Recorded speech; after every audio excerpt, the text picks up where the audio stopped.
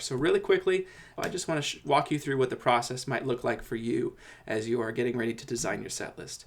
So let's say that we want to start with this matched vintage preset. It sounds like this. So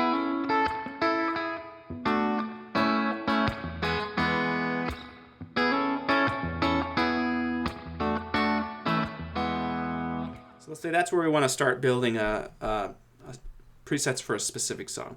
So what I recommend doing is just copy and paste the patch by selecting it in edit mode. I'm going to drag it out of this set. All right, so now if you want to make any adjustments to a preset, all you do is you make the adjustments on screen. So let's say that I want to take the spring reverb off, I want to turn on the compressor, and I'm going to dial in some reverb with the Spirit Sky pedal.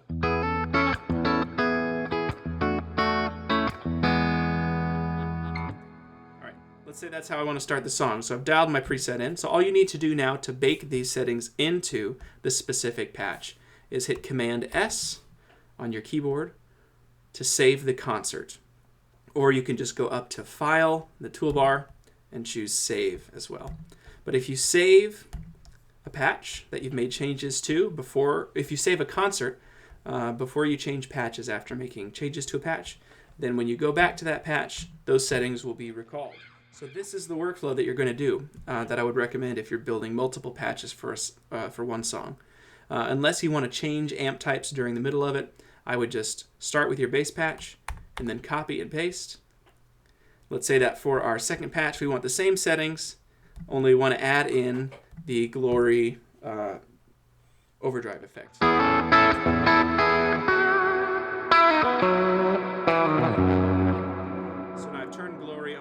Let's say that I want to, because that sounds a little muddy now that we've got the overdrive in there, I'm going to bring the reverb back and I'm going to bring up the low cut to about 400 hertz. And then I'm going to decrease the sustain of the compressor a little bit so that I don't get quite as much noise. So now I've dialed this sound in just how I want it. So I'm going to go ahead and just hit Command S to save the concert again. And so now I can scroll between these two patches, and it does all of that for me.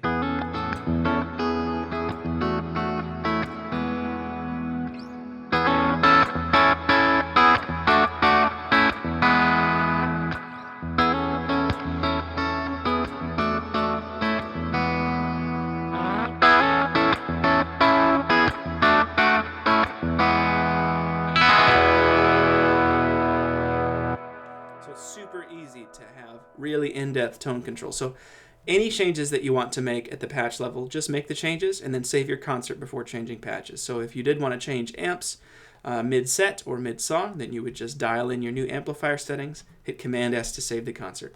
You can rename these patches too now so it makes sense. So just slow click on the patch and it'll give you the option to rename. So we'll name this chorus and we'll name this verse, and that's very easy, kind of self-explanatory.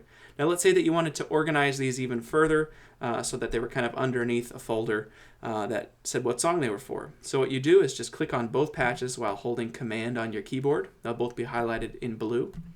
And then you can just choose New Set from Selection. So we'll name this Great Song. So now within our Great Song set, we have two different patches that we can just scroll through, have available to us. So you could actually export this set if you wanted to be able to come back to these exact settings the next time you perform this song.